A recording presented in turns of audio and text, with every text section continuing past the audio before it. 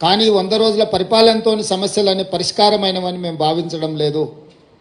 ఇంకా బాధ్యతతో ఇచ్చిన 6 గ్యారెంటీలలో మిగిలిన హామీలను కూడా అమలు చేస్తూ రాష్ట్రంలో ఉన్న ఎన్నో అపరిష్కృతమైన సమస్యల్ని పరిష్కరించుకుంటూ ముందుకు వెళ్తూ అధికారం చేపట్టిన 48 గంటల్లోనే ఆర్టీసీ బస్సుల్లో ఆడబిడ్డలకు ఉచిత ప్రయాణము కల్పించి ఈ రోజుకు దాదాపుగా 26 కోట్ల మహిళలు ఉచితంగా బస్సు ప్రయాణాన్ని వినియోగించుకున్నారు.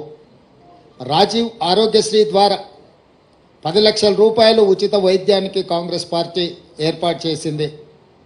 ఇదే కాకుండా మహిళలకు ఇచ్చిన మాట ప్రకారం 500 రూపాయలకు సిలిండరు అమలు చేసినాం. ఈ రోజు వరకు దాదాపుగా 8 లక్షల మంది మహిళలు ఇప్పటికే 500 రూపాయలకు సిలిండర్ కొనుగోలు చేయడం జరిగింది. వాళ్లకు నగదు బదిలీ చేయడం జరిగింది.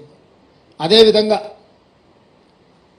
200 యూనిట్ల వరకు ప్రతి ఇంటికి ఉచితంగా ఇచ్చే విద్యుత్తు జీరో బిల్లులు ఇప్పటికి దాదాపుగా 37 లక్షల మందికి ఉచిత బిల్లులు జీరో బిల్లులు చేరవేయడం జరిగింది.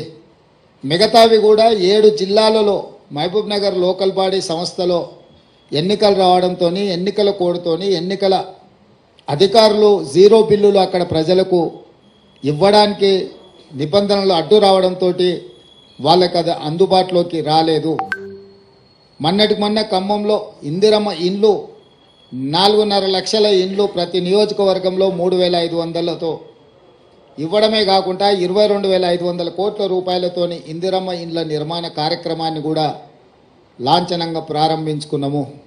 ఇదే కాకుండా 3 నెలల్లో 30,000 ఉద్యోగాలు పారామెడికల్ సిబ్బంది కావచ్చు, పోలీసు సిబ్బంది కావచ్చు, ఎక్సైజ్ సిబ్బంది కావచ్చు, ఫైర్ స్టేషన్కి సంబంధించిన వాళ్ళు కావచ్చు, గురుకుల టీచర్లు కావచ్చు, సింగరేణి ఉద్యోగులు కావచ్చు, రకరకాల శాఖలలో 30,000 ఉద్యోగాలు 3 నెలల్లోనే చేపట్టి ఒక చరిత్రను సృష్టించింది మా ప్రభుత్వము.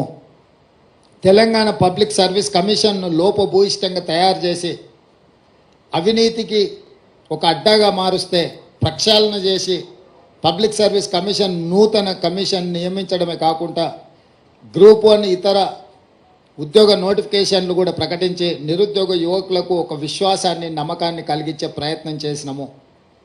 పన్ను ఎగవేతదారుల మీద కూడా కఠినంగా వ్యవహరిస్తూ ప్రభుత్వానికి రావాల్సిన రాబడులు ఆదాయాన్ని స్థిరీకరించుకుంటూ ప్రభుత్వ ఉద్యోగులకు జీతాలు ఇవ్వలేని పరిస్థితి, పెన్షనర్స్కి ఎప్పుడు పెన్షన్ వస్తుందో తెలియని పరిస్థితి నుంచి ప్రతి నెల 1వ తారీఖు నాడు ప్రభుత్వ ఉద్యోగుల ఖాతాలలో జీతాలు వేసి పెన్షన్దారులకు కూడా వాళ్ళ పెన్షన్ సరైన సమయంలో 1వ తారీఖు నాడే వచ్చే విధంగా మా ప్రభుత్వం చర్యలు చేపట్టింది. మీరందరూ కళ్ళారా చూస్తున్నారు.